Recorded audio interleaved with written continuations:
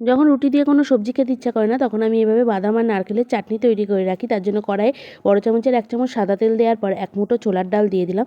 এবার এর মধ্যে ছোটো বাটির 1 বাটি বাদাম দিয়ে বেশ খানিকক্ষণ মতো ভেজে নিচ্ছি। বেশি লাল করে ভাজবো না। এর মধ্যে দিয়ে দিলাম 5-6টা রসুনের কোয়া আর দিয়ে দিচ্ছি 2টো কাঁচা লঙ্কা চেরা। আপনারা যে যেমন ঝাল খেতে পছন্দ করেন সেই অনুযায়ী লঙ্কাটা দেবেন। এবার এর মধ্যে দিয়ে দিলাম কারি পাতা।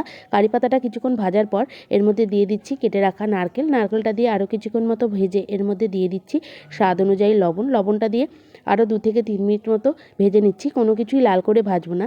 এবার এর মধ্যে দিয়ে দিলাম একটা পাতিলেবুর রস। পাতিলেবুর রসটা দিয়ে ঠান্ডা হওয়ার পর মিক্সির জারে নিয়ে এর মধ্যে সামান্য পরিমাণ জল দিয়ে পেস্ট তৈরি করে নিচ্ছি। চাটনিটা আপনারা পাতলাও করতে পারেন, আবার এরকম ঘনও করতে পারেন। এবার কড়াইয়ে আবারও সাদা তেল দিয়ে দিলাম। দিয়ে দিচ্ছি একটা শুকনো লঙ্কা আর দিয়ে দিচ্ছি কিছুটা পরিমাণ কারি পাতা আর দিয়ে দেবো ছোটো চামচের 1 চামচ কালো সর্ষে দিয়ে ফোড়নটা দিয়ে চাটনির ওপর রেখে দেবো। এইভাবে চাটনি করে আপনারা 1 সপ্তাহ পর্যন্ত ফ্রিজে রেখে দিতে পারেন।